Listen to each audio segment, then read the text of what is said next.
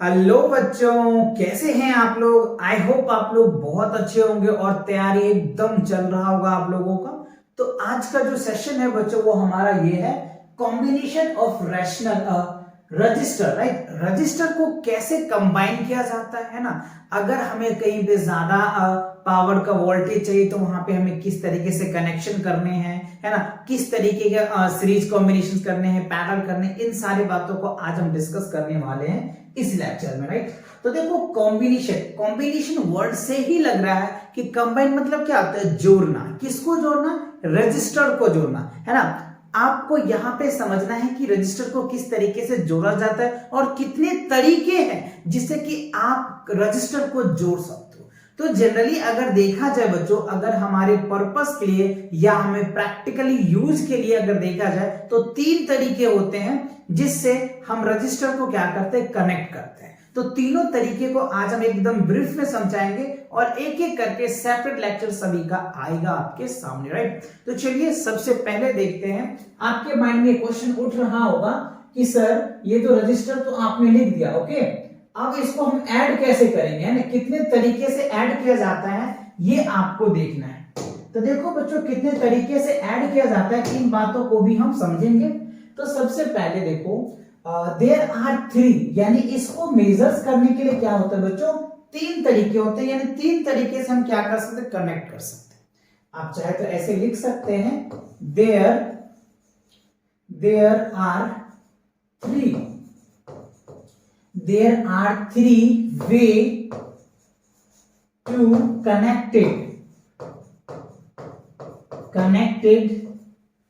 connected in register, right?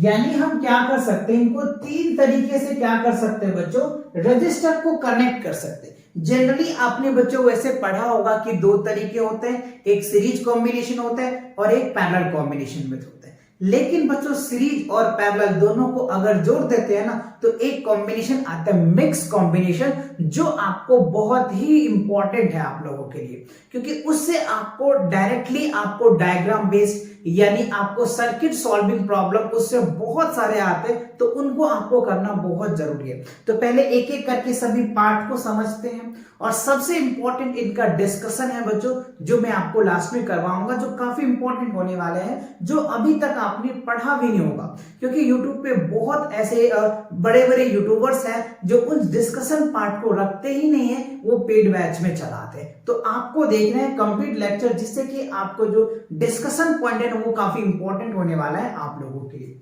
So first of all देखते हैं three way. तो पहला वे जो है वो हमें समझना है बच्चों, क्या, सीरीज कॉम्बिनेशन, है ना। क्या समझेंगे, सीरीज कॉम्बिनेशन को समझेंगे। राइट, दूसरा जो है बच्चों हमें क्या समझना है, पैरेलल कॉम्बिनेशन। राइट, क्या समझेंगे, पैरेलल, है ना, पैरेलल कॉम्बिनेशंस। और जो तीसरा है वो हमें क्या समझना है, mixed combinations, mixed combinations. Right, तो ये तीन कॉम्बिनेशन को हमें समझना है, जिसके अकॉर्डिंग इसके बाद आप सर्किट सॉल्विंग प्रॉब्लम को तो चुटकियों में सॉल्व कर पाएंगे। अगर आप ये तीनों मेथड अच्छे से समझ गए और तो आपको सर्किट सॉल्विंग में डेफिनेटली आपको फिजिक्स से 5 मार्क्स तो डेफिनेटली मिल जाएगा, या आप 10th में पढ़ रहे हो या 12th में पढ़ रहे हो, क्योंकि 12th में भी सर्किट सॉल्विंग से क्वेश्चंस रहते ही रहते हैं, और 10th में तो बच्चों आप देखेंगे 3 या 4 मार्क्स में आपके रहते हैं क्वेश्चन। राइट, चलिए तो इन तीनों को एक एक करके एक सेपरेट लेक्चर लेकर के आऊंगा। तो आज जो है हम कवर करने वाले हैं सीरीज कॉम्बिनेशन का। तो देखो सीरीज कॉम्बिनेशन में क्या होता है, अगर मान के चलो हमारे पास ये एक रजिस्टर है, ठीक है, ये एक रजिस्टर हमने ले लिया, ठीक है, और ये एक रजिस्टर है, यानी हमने तीन रेजिस्टेंस ले लिया बच्चों। ये हमारे पास R1 है, ये हमने R2 ले लिया और ये R3 ले लिया। अब इसी को कनेक्ट करने के लिए अलग अलग मेथड होते हैं, जो अभी हम देखना है। हमें सीरीज कॉम्बिनेशन को देखना है, पैरेलल कॉम्बिनेशन को देखना है और मिक्स कॉम्बिनेशन को। तो देखो सीरीज की बात करें तो ये हमारा हो गया बच्चों सीरीज कॉम्बिनेशन। सीरीज कॉम्बिनेशन में क्या होता है, resistance end to end connected होता है। आप यहाँ पे देख पा रहे होंगे, ये हमारा सीरीज कॉम्बिनेशन हो गया। यहां हमने बैटरी लगा दिया, ये हमारा सीरीज कॉम्बिनेशन हो गया। अगर इस तरीके से कॉम्बिनेशन कहीं आपको दिख रहा है तो आप क्या समझेंगे कि ये जो है हमारा सीरीज कॉम्बिनेशन है, ठीक है। अच्छा, पैरेलल कॉम्बिनेशन में कैसा रहेगा वो देख लो। देखो पैरेलल कॉम्बिनेशन की बच्चों अगर मैं बात करूं आपको तो कुछ इस तरीके से देखने को मिलेगा, है ना। इस तरीके से जो रेजिस्टेंस है R1, R2 और R3 they are connected to each other. इस तरीके से क्या होगा आपको पैरेलल, यानी पैरेलल में जो है बच्चों इस तरीके से आपको दिख जाएंगे। पैरेलल कॉम्बिनेशन में आपको ऐसे जो इनका सर्किट सॉल्विंग आएगा वो कुछ इस तरीके से होगा। तो आप इनको अभी आप सिंबॉलिक इनको आइडेंटिफाई करें, एक एक करके मैं आपको बताऊंगा। तो सीरीज कॉम्बिनेशन देख लिया, पैरेलल कॉम्बिनेशन देख लिया। थर्ड जो है वो मिक्स कॉम्बिनेशन क्या होगा बच्चों, ये देख लो। ये भी बहुत इंपॉर्टेंट है, इस पे ही सारे क्वेश्चन बच्चों डिपेंड रहता है और इसी पे भी आपको सारे क्वेश्चन पूछे जाते हैं, है ना। ये वाला जो पार्ट है ना काफी इंपॉर्टेंट है, तो इन पार्ट को भी हम डिस्कस करेंगे, ठीक है। तो ये हमारा हो गया बच्चों, हमने पोटेंशियल लगा दिया इस तरीके से, ये हमारा। अब ये हमारा R1 हो गया, ये R2 हो गया और ये R3 हो गया। तो ये आप देख गए, समझ गए कि किस तरीके से आपको सिनेरियोज आएगा सीरीज कॉम्बिनेशंस का, है ना, पैरेलल कॉम्बिनेशन का। इस तरीके से सीरीज में कॉम्बिनेशंस होते हैं, ये पैरेलल में कॉम्बिनेशंस होते हैं, राइट। अच्छा, एक चीज और देखना बच्चों, सबसे इंपॉर्टेंट बात ये है हमारा, ये हमारा पोटेंशियल है, एक्सटर्नल पोटेंशियल है, ठीक है। अच्छा, एक चीज और आपको यहीं पे मैं समझा देता हूं, है ना, क्या कि जो सीरीज कॉम्बिनेशन में होता है ना, पोटेंशियल जो होता है ना बच्चों वो वेरी कर जाता है। पोटेंशियल क्या करता है, वेरी कर जाता है, ठीक है। आप इनको यहीं पे समझ लीजिए, पोटेंशियल वेरी कर गया। और करंट जो होता है ना इसमें सेम होता है, करंट जो होता है ना सीरीज कॉम्बिनेशन में सेम होता है। ये दो इंपॉर्टेंट बातें हैं जो आपको याद रखनी। पहला क्या, करंट जो होता है बच्चों आई क्या होता है, सेम होता है, ठीक है। अच्छा, दूसरी बात क्या है, पोटेंशियल, यानी पोटेंशियल डिफरेंस जो होता है ना वो वेरी कर जाता है। क्या कर जाता है, वेरी करता है। ये दो बात आपको याद रखनी किस कंडीशंस में, सीरीज कॉम्बिनेशन। अभी हमने आपको प्रूफ भी दिखाएंगे, अभी आप इसकी फील लो, है ना। करंट क्या हो गया, सेम हो गया, पोटेंशियल डिफरेंस वेरी करेगा। इस केस में देखो बच्चों यहां पे क्या होगा, करंट, यानी यहां पे जो करंट होता है ना, करंट जो है वो वेरी करता है, राइट। करंट क्या हो गया, वेरी हो जाएगा। दूसरा, और पीडी यानी पोटेंशियल डिफरेंस जो होता है ना बच्चों यहाँ पे ये सेम होता है। ये चीजें याद रखनी है, राइट। अच्छा, यहां पे क्या होता है, तो ये तो बच्चों सीरीज के ऊपर डिपेंड करेगा, है ना। अगर यहाँ पे ये क्या है, पैरेलल कॉम्बिनेशन है तो ये वाले रूल्स लगेंगे, और जब ये पैरेलल के बाद इसका एक इफेक्टिव रेजिस्टेंस आएगा वो और ये दोनों सीरीज में होगा तो ये वाला रूल्स काम करेगा। समझ रहे बात को। तो यहां पे क्या होगा, तीसरी बात में वो डिपेंड करेगा सर्किट पे।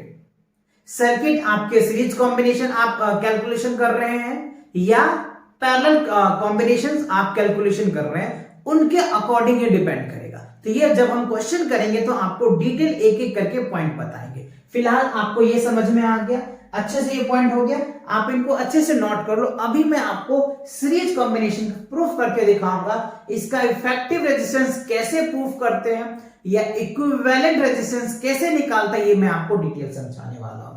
क्लियर, चलिए इसको नोट कर लिया आपने, बढ़े आगे। ओके, चलो तो देखते हैं आगे क्या है सीरीज कॉम्बिनेशंस में, राइट। तो सीरीज कॉम्बिनेशन अभी हमने आपको समझाया, एक हमने ओवरलुक दिखाया कि कैसे सीरीज कॉम्बिनेशन होता है। अब इसमें समझिए, let us consider 3 resistors of resistance. मान लो 3 रजिस्टर हो या 4 रजिस्टर हो या 5 रजिस्टर हो, जैसे भी resistor they are connected in series. जब उसको आप सीरीज कॉम्बिनेशन में कनेक्ट करेंगे ना तो उसका इक्विवेलेंट रेजिस्टेंस या इफेक्टिव रेजिस्टेंस क्या आएगा ये हमें बताना है। तो चलिए हम इन 3 रजिस्टर से हमारे पास देख लेते हैं। जैसे मान लो हमारे पास ये एक रजिस्टर हमने R1 ले लिया, ये हमारा जो है रजिस्टर R2 हो गया, ये रजिस्टर जो है बच्चों R3 हो गया, ठीक है। अच्छा, यहाँ पे मैं मेंशन कर देता हूं R1, R2 और ये R3, ठीक है। They are connected in series, right. इसको हमें क्या करना है, सीरीज कॉम्बिनेशन में कनेक्ट करना है। तो अभी हमने आपको दिखाया था जो सीरीज कॉम्बिनेशन में क्या होता है, एंड टू एंड कनेक्टेड होता है।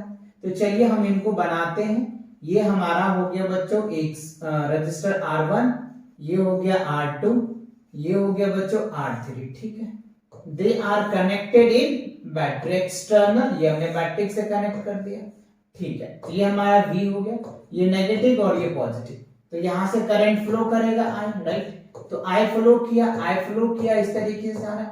अभी हमने आपको समझाया कि सीरीज कॉम्बिनेशन में जो करंट होता है ना वो सेम होता है।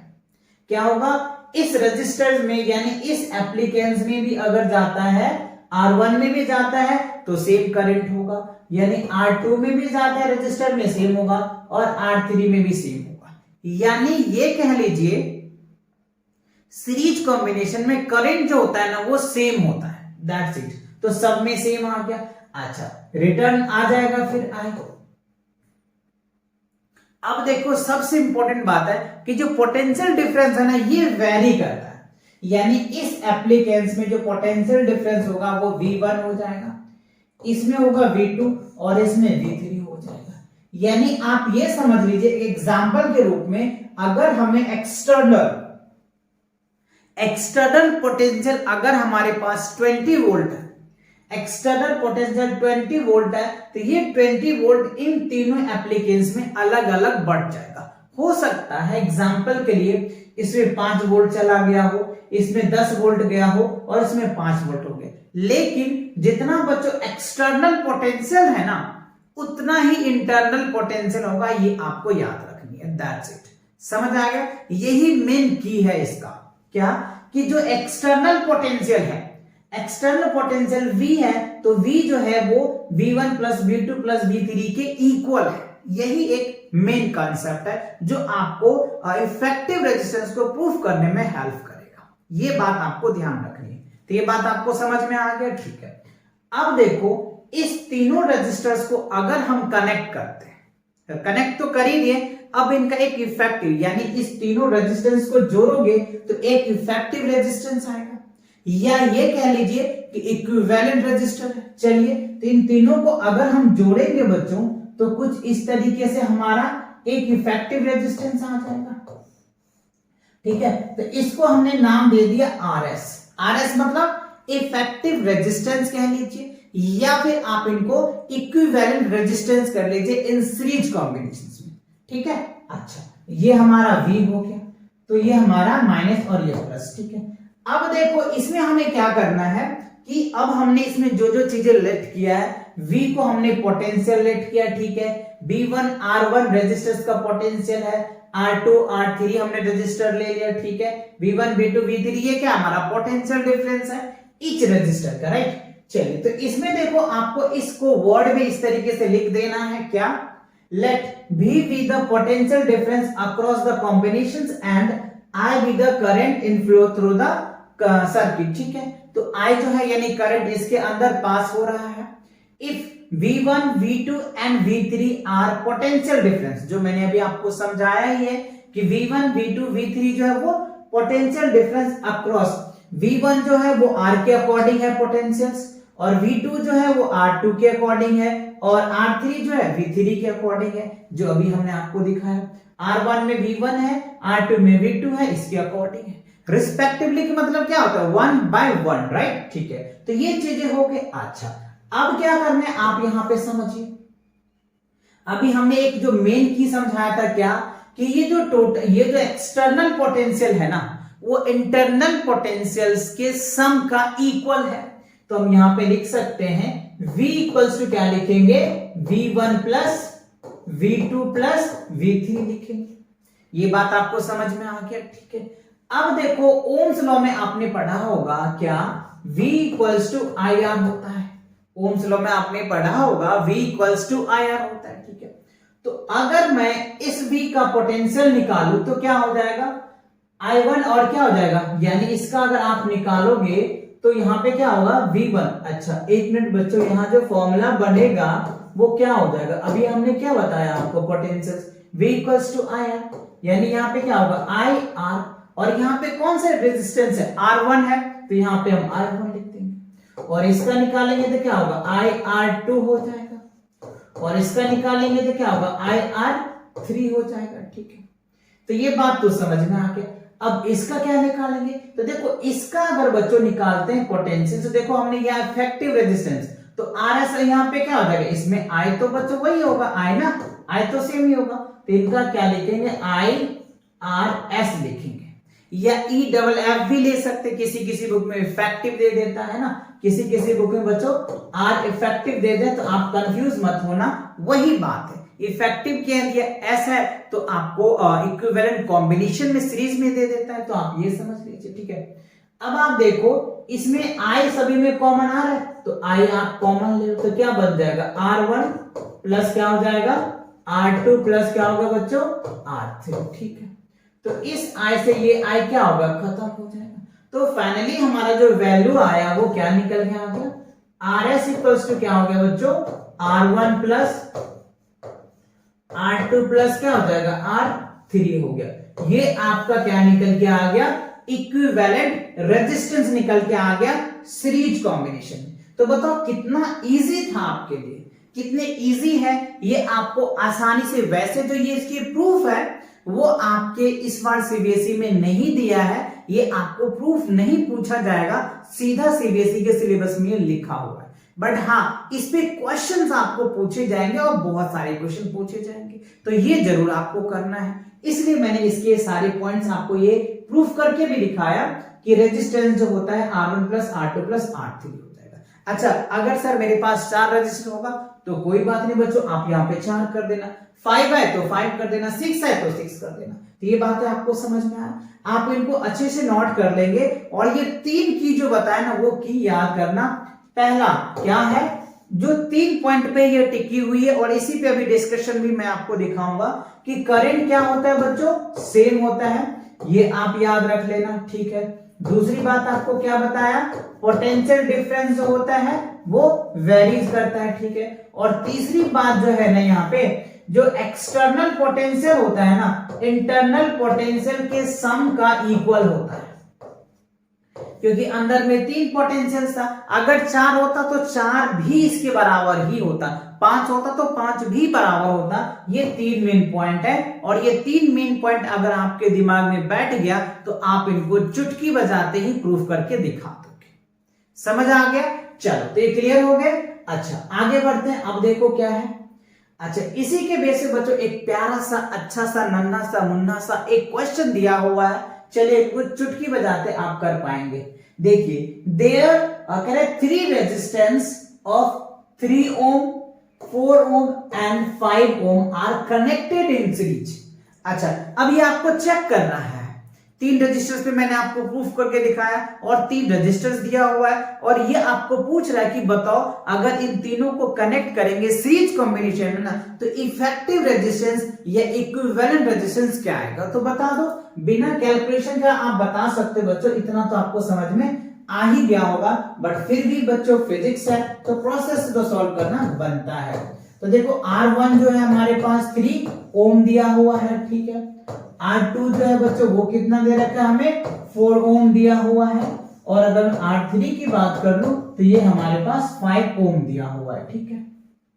अच्छा अभी हमने रेजिस्टेंस इन सीरीज कॉम्बिनेशन में पढ़ा है क्या, R1 प्लस R2 पढ़े हैं, उसके बाद क्या पढ़े बच्चों, R3, R1 R2 R3 क्योंकि 3 रेजिस्टर तो दे आर कनेक्टेड, तो 3 ओम्स 4 ओम और ये 5, तो 4 3 7 है ना, 4 3 7 7 5 12, तो कितना आ जाएगा 12 ओम आ गया बच्चों, राइट। तो ये आपका क्या हो गया, आंसर आ गया। तो देखो कितना इजी था सीरीज कॉम्बिनेशन में आपको कनेक्ट करके आंसर निकालना, सिंपल सी है, आप ये सब करने की कोई जरूरत ही नहीं। अगर सीरीज में है तो सिंपल सभी को ऐड कर दो, आपका रिजल्ट आ जाएगा, देख लो 4 3 7 7 5 12, सिंपल है। तो चलो इसी के बेस पे मैं आपको एक क्वेश्चन देता हूं, आप इसे सॉल्व करना, और सॉल्व करने के बाद कमेंट सेक्शन में इसका आंसर बताना कि क्या होता है। चलो R जो है बच्चों, R1 हमने आपको दे दिया 2 ओम, ठीक है।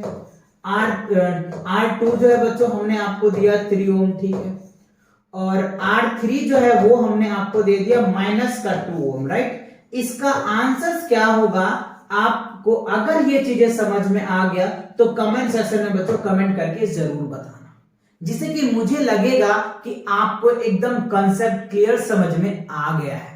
अगर आप इसका करेक्ट आंसर कमेंट सेक्शन में कमेंट करके मुझे बताना, ठीक है। क्या है देख लो, R1 जो आपको 2 ओम दे रखा है, R2 3 ओम दे दिया, R3 जो -2 ओम दिया है, तो इसका क्या आंसर होगा, ध्यान रखना बच्चों, यहां पे हमने माइनस लगा दिया है, तो इन चीजों को आप ध्यान रखना अच्छे से। चलिए तो आगे बढ़ते हैं, आगे क्या है देखो। अच्छा, अब आगे बच्चों डिस्कशन, जो मैं आपको कह रहा था कि ये काफी इंपॉर्टेंट है, कई ऐसे टीचर्स हैं जो इस डिस्कशन को आपके साथ डिस्कस नहीं करते, मैं आपके साथ करने वाला हूं। इससे आपको, अगर आप एनटीएसए का प्रिपरेशन कर रहे हैं या किसी भी कंपटीशन एग्जाम की प्रिपरेशन कर रहे हैं ना, तो आपके लिए डिस्कशन बहुत बहुत इंपॉर्टेंट है, क्योंकि जो क्वेश्चंस बनते हैं ना बच्चों, यही से आपको अच्छे अच्छे क्वेश्चन बनते हैं। एनटीएससी का हो या फिर आप सीबीएसई का स्टैंडर्ड क्वेश्चन देखोगे ना, तो आपको इसी कंसेप्ट से स्टैंडर्ड क्वेश्चन बनेगा, और एनसीईआरटी के भी जो टफ क्वेश्चन है ना, वो इन डिस्कशन से ही आपके सॉल्व होंगे, राइट। तो चलिए देखते हैं डिस्कशन में है क्या। ऐसे 8 टॉपिक है, सारे डिस्कशन में आपको एक एक करके समझाऊंगा। सो देखिए, पहला कह रहे if n resistors of resistance R1, R2, R3, R4, R5 dot dot dot Rn are in connected in series, then their equivalent resistance। देखो अभी हमने आपको प्रूफ क्या बताया कि अगर हमारे पास R1 दे दे, R2 दे दे, R3, R4, R5 dot dot Rn दे दे, और इसे हमें अगर सीरीज में कनेक्ट करना है, किस में करना है, सीरीज में अगर कनेक्ट करना है, तो इसके लिए फॉर्मूला क्या होता है बच्चों, Rs इक्वल्स टू क्या लिखोगे, R1 plus R2 plus R3 plus R4 plus R5 plus dot dot dot plus Rn लिखेंगे। तो ये हमने आपको इक्विवेलेंट रेजिस्टेंस निकालना है। अगर आपको 4 दे दे, 5 दे दे या nf दे देना, तो आप इस तरीके से इनको ऐड कर सकते हो, या फिर आप इनको और अच्छे से लिखेंगे। तो Rs इक्वल्स टू क्या लिख सकते हैं, समीशन यानी सिग्मा आइटा इक्वल्स टू 1, और यहां पे क्या हो जाएगा n, और यहां पे क्या लिख देंगे, r।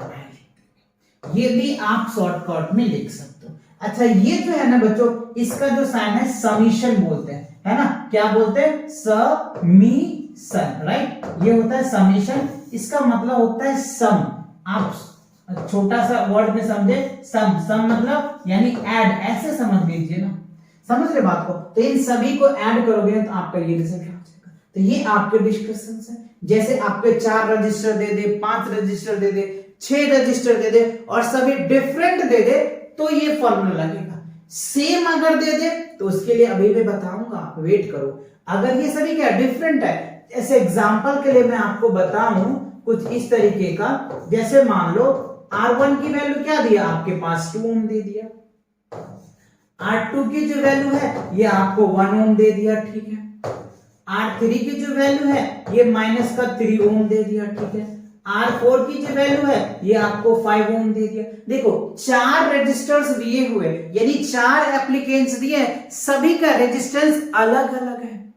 तो सभी का रेजिस्टेंस अगर अलग अलग होगा ना, तब आप क्या कर सकते हैं, ये फॉर्मूला का यूज करके आप ऐड कर सकते हैं, ठीक है। तो ये बात अब आपके माइंड में क्रैक कर रहा होगा, है ना, कि सर सारे रजिस्टर तो डिफरेंट है, तो ये फॉर्मूला लगा लेंगे, और अगर सारा रेजिस्टेंस सेम होगा तब क्या करेंगे, है कि नहीं। ये माइंड में क्वेश्चन उठ रहा होगा। अगर मान के चलो सर हमारे पास 10 रजिस्टर है, और 10 रजिस्टर सभी की जो रेजिस्टेंस है वो सेम है, तब उसका इफेक्टिव रेजिस्टेंस कैसे निकालेंगे। सर ऐसे ऐड करेंगे तो बहुत ज्यादा टाइम लग जाएगा। डेफिनेटली बच्चों टाइम लगेगा ही ना। अगर आप 10 रजिस्टर को कैसे भी कनेक्ट करोगे ना, सिंपल ऐड भी करोगे ना, तो पर भी आपको टाइम लगेगा। तो उसके लिए मैं अभी ट्रिक्स बताऊंगा, आप मिनटों तो छोड़ो, सेकेंडों में सॉल्व कर लोगे। चलो तो फिलहाल ये आपको समझ में आ गई, तो वही फॉर्मूला ही था।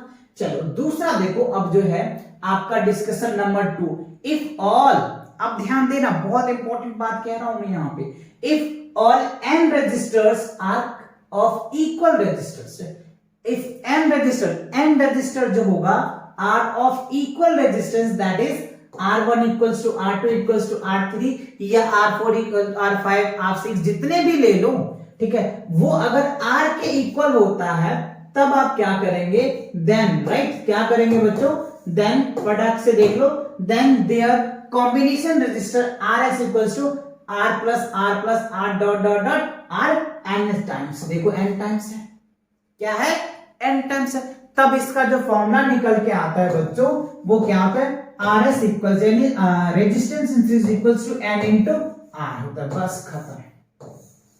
देखो अब आप इससे कैसे भी इजी से निकाल सकते। जैसे मान लो हमारे पास एक एग्जांपल मैं आपको दिखाता हूं, देखो हमारे पास R1 रजिस्टर्स है और जो ये हमारा क्या है 10 ओम का है, क्या है 10 ओम का। अब ध्यान से समझना मेरी बात को, एक रजिस्टर हमने R1 क्या दिया आपको 10 ओम दे दिया, ठीक है।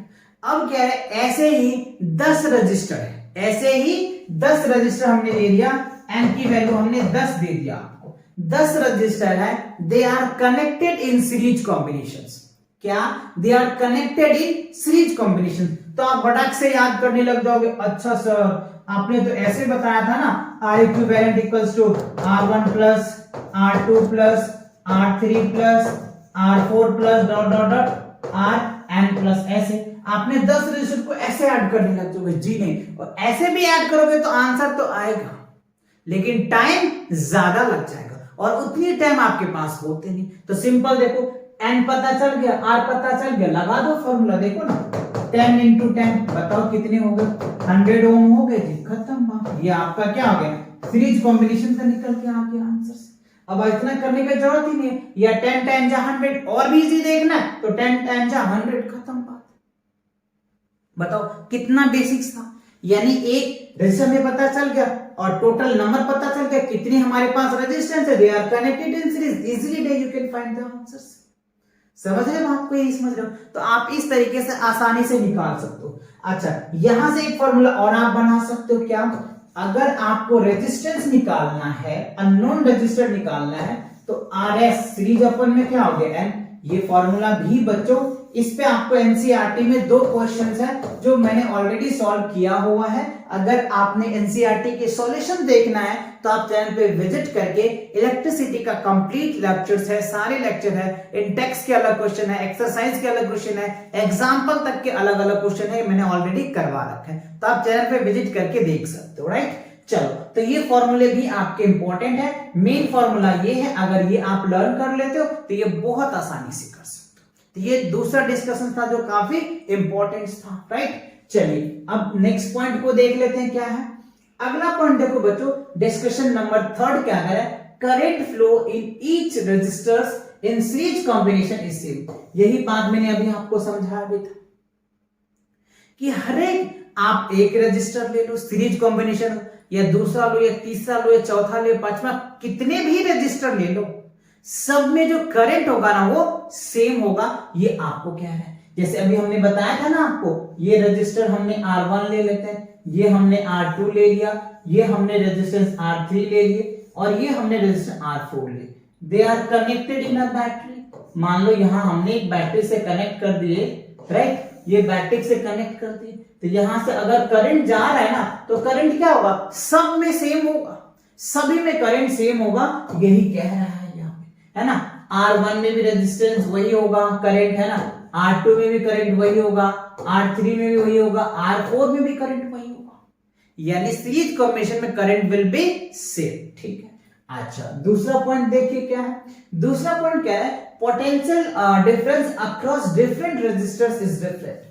अभी हमने आपको बताया पोटेंशियल डिफरेंस, जैसे इसी में देख ले, इसका जो पोटेंशियल डिफरेंस V1 हो जाएगा, इसका पोटेंशियल V2 हो जाएगा, इसका पोटेंशियल V3 हो जाएगा, और इसका पोटेंशियल क्या होगा V4 हो जाएगा, है ना। क्या होगा V4 हो जाएगा। देखो ना, potential difference across different resistors is different, मतलब डिफरेंट रेजिस्टर का पोटेंशियल डिफरेंट होगा। ये बात ऑलरेडी मैंने आपको डिस्कस किया ही था, बताया था आपको, है ना। अच्छा चौथा पॉइंट देखिए क्या कर, अच्छा पांचवा पॉइंट होगा बच्चों, sum of all potential difference across all resistance is equal to the potential difference is external power of the supply. अभी हमने आपको क्या बताया था, ये हमारा एक्सटर्नल पावर ऑफ पोटेंशियल है। तो ये जो पोटेंशियल होता है ना, ये जो इंटरनल पोटेंशियल होता है इसके पोटेंशियल के इक्वल होता है। जैसे V इक्वल्स टू क्या होगा, V1 plus V2 plus V3 plus V4, है ना। ये वाला पार्ट आपको हो जाएगा, और इसी पार्ट से हमने आपको इफेक्टिव रेजिस्टेंस या इक्विवेलेंट रेजिस्टेंस प्रूफ करके दिखाया था। तो ये पॉइंट्स आपको समझना बहुत इंपॉर्टेंट है, राइट। चलिए तो आगे की पॉइंट को देख लेते हैं क्या है। पॉइंट नंबर 6 में कह रहे हैं बच्चों, equivalent resistance of all the resistors in series combination is greater than the maximum value of resistance out of all the given resistors। देखो यहाँ पे इक्विवेलेंट रेजिस्टेंस जो सीरीज कॉम्बिनेशन का होता है ना, आपके पास जितने भी रजिस्टर दे रखे होते हैं ना, उस रजिस्टर से इक्विवेलेंट रजिस्टर हमेशा बड़ा होता है। क्या होता है? ऑलवेज ग्रेटर होता है। कैसे? लेट्स सी, देख लेते हैं। अगर मैं मान के चलो आपके पास R1 हमने दे दिया 2 ओम, ठीक है, R2 दे दिया बच्चों 3 ओम, ठीक है, R3 दे दिया हमने आपको 5 ओम। अब अगर मैं इसका रेजिस्टेंस निकालू, इक्विवेलेंट रेजिस्टेंस, तो क्या आ जाएगा? 5 3 8 2 10, ये क्या हो जाएगा? 10 ओम आ गया हमारे पास। अब ये क्वेश्चन को फिर से पढ़िए, देखिए क्या कह रहा है। Equivalent resistance of all the resistors in series combination is greater than, ठीक है। तो देखो, जो ये भी रजिस्टर है, ये भी रजिस्टर, ये भी, तीनों रजिस्टर्स का जो इक्विवेलेंट रजिस्टर है वो 10 आया। वो 10 जो है इस तीनों रजिस्टर से हमेशा ऑलवेज ग्रेटर देन होगा, ऐसा कहना है। ग्रेटर देन मैक्सिमम वैल्यू, और मैक्सिमम भी है, बड़ा भी वैल्यूज है।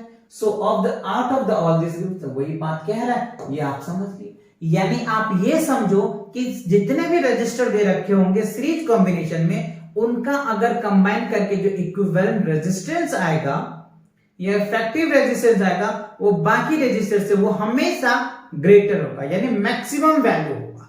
आप ये ध्यान रखना, ठीक है। चलो, ये पॉइंट भी क्लियर हो गए। अगला पॉइंट देखो, series combination is used to increase the equivalent resistance of the circuit. अच्छा, किसी सर्किट में हमें अगर क्या करना है बच्चों? इंक्रीज करना है। क्या करना है? इंक्रीज, यानी वहां पे हमें ज्यादा पावर चाहिए तो हमें सीरीज कॉम्बिनेशन में ऐड कर लेंगे। जहां पे हमें ज्यादा वैल्यू चाहिए वहां पे हम सीरीज कॉम्बिनेशन में ऐड कर लेंगे। क्यों? क्योंकि ये पावर को क्या करते हैं बच्चों? इंक्रीज कर देता है। सीरीज कॉम्बिनेशन देखो ना, आप यहाँ पे इंक्रीज कर रहे हैं, यहाँ पे 2 ओम था, यहाँ पे 3 ओम था। यहाँ अगर मान लो हमें कहीं पे ज्यादा रेजिस्टेंस चाहिए तो they are connected in series combination, right. और कहीं पे अगर कम रेजिस्टेंस चाहिए, they are connected in parallel. आगे हम बताएंगे। अभी तो आप सीरीज कॉम्बिनेशन देख रहे हो तो सीरीज में समझो। अगर कहीं पे आपको ज्यादा रेजिस्टेंस चाहिए तो they are connected in series combination. ये आप ध्यान रखना। अगर जैसे आप मान लो बच्चों, आपको इलेक्ट्रिकल आयरन, उसके जो आप रेजिस्टेंस देखोगे बहुत ज्यादा करना होता है, तो उसके अंदर के सीरीज कॉम्बिनेशन होंगे।